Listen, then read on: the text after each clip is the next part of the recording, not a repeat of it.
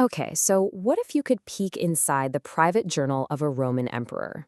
Well, that's pretty much exactly what we're going to do today. We're diving into Meditations, the personal notes of none other than Marcus Aurelius. And right off the bat, he kind of puts everything into perspective with this quote.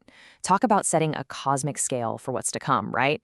It's this powerful, humbling reminder of just how small we are in the grand scheme of things.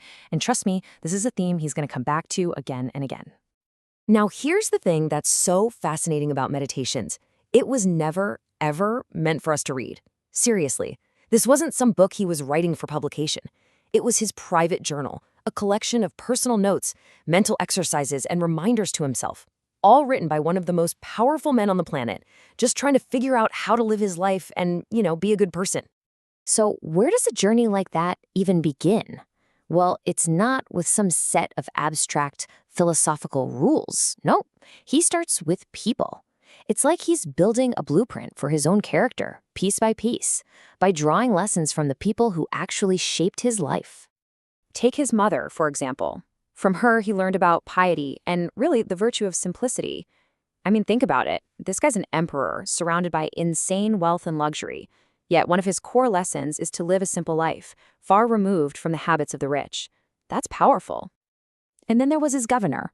From him, he learned about practical roll-up-your-sleeves resilience, things like enduring labor, wanting little, and working with his own hands. You see the pattern here? These aren't these lofty pie-in-the-sky ideals. They're grounded, everyday virtues.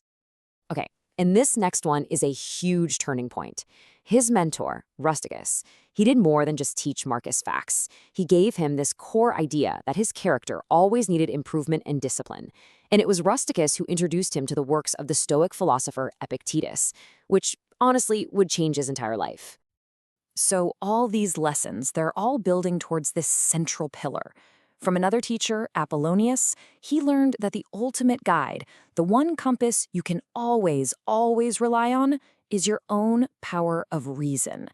And that idea, that becomes the absolute core of his entire philosophy. All right, so that brings us right to the heart of Stoicism. It really all starts with a simple but profound truth. The world out there is chaotic, it's unpredictable.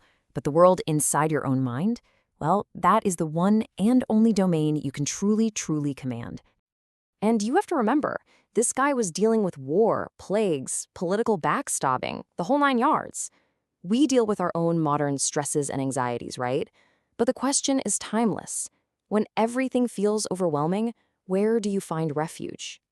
And his answer? Well, it's just so profound. The ultimate retreat, the ultimate sanctuary, isn't some vacation spot. It's not a physical place at all. It's your own soul. It's a quiet place you can go to anytime you want, no matter what kind of chaos is swirling around you.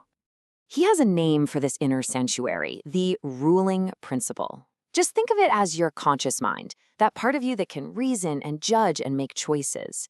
For Marcus, this was like a divine spark inside us, an inner fortress that absolutely no external event can ever break into, unless, of course, we give it the key. And this leads to one of his most radical, maybe even controversial ideas. It's this. Events themselves don't harm us. It's our opinion about those events that does the damage. So if someone insults you, right, the words are just sound waves. They're external. The feeling of being harmed, that's a judgment you add on the inside. Take away that judgment, and poof, the harm is gone. It's just an incredible insight into the power of our own perception. Okay, great. So you've built up your inner fortress. You're feeling good. But what happens when you have to step outside that fortress and deal with, well, other people? This is where Marcus offers this brilliant little psychological exercise. It's almost like a morning pre-game routine. He says, don't be surprised when you run into difficult people. Expect them. Prepare yourself mentally for the busybody, the ungrateful person, the arrogant one. By anticipating them, you totally rob them of their power to shock you and ruin your day. And this just shows the huge difference between a common reaction and a stoic one, right? Our gut instinct is usually anger, frustration, but the stoic mindset just reframes the whole thing. It says, look, these people aren't evil. They're just ignorant of what's truly good. Their actions reflect on them, not on you. And most importantly, they cannot touch your inner character unless you let them.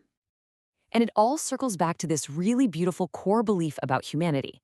We are built for cooperation. He says that for us to act against each other is as unnatural as your feet refusing to walk together or your eyelids refusing to blink in unison. It just goes against our very nature.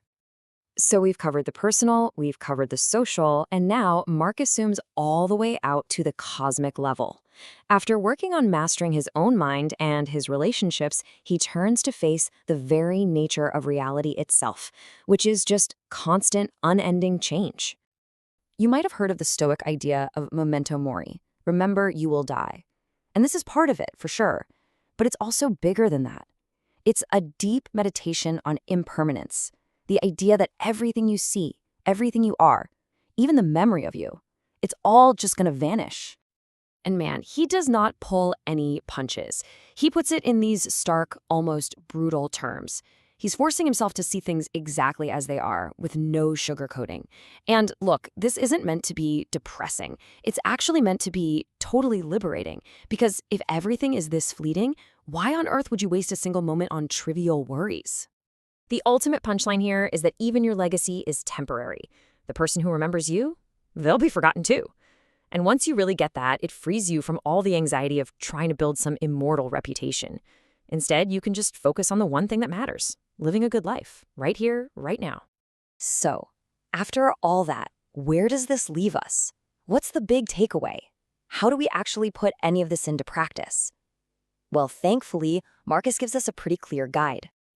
It really boils down to 3 simple but powerful steps. Number 1, keep that inner fortress, your ruling principle, pure and protected. Number 2, accept what happens. Don't fight against the current of reality. And number 3, focus all of your energy on the only thing you actually control, your actions in this very moment. Just do the right thing right now. And that right there is the key to all of this. For Marcus Aurelius, philosophy wasn't some stuffy academic thing you debate in a classroom. No way. It was a tool. It was a weapon against anxiety. It was medicine for the soul. It was a daily workout for your character, designed to make you a better, stronger, more peaceful human being.